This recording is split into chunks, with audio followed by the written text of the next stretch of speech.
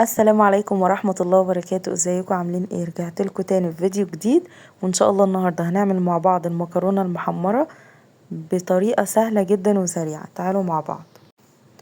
اول حاجة هنحط حوالي معلقتين كده زيت ونسيبه يتقدح، وبعدين هنبدأ نحط المكرونة. انا حطيت كم كده على قدي، وبعدين هبدأ اقلب فيه. هبدأ اقلب كتير لحد ما يحمر. تمام. وطبعا بنوطي النار عليه علشان بس ما يتلسعش، فبنبدأ نقلب نقلب لحد ما يحمر. لونها احمر وبقى شكلها حلو. وبعدين هحط مرقة دجاج، وبعدين هبدأ افرم 2 طماطم واحطهم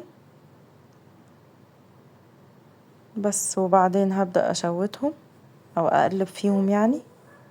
وبعدين هبدأ احط بقى التوابل. هحط ملح طبعا، وبعدين هحط كمون، ونحط فلفل اسود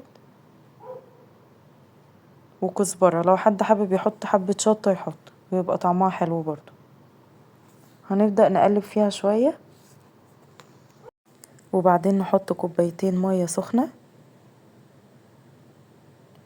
ونديهم تقليبة كده، وبعدين نغطي الحلة ونسيبهم شوية بقى ايه لحد ما تشرب المية.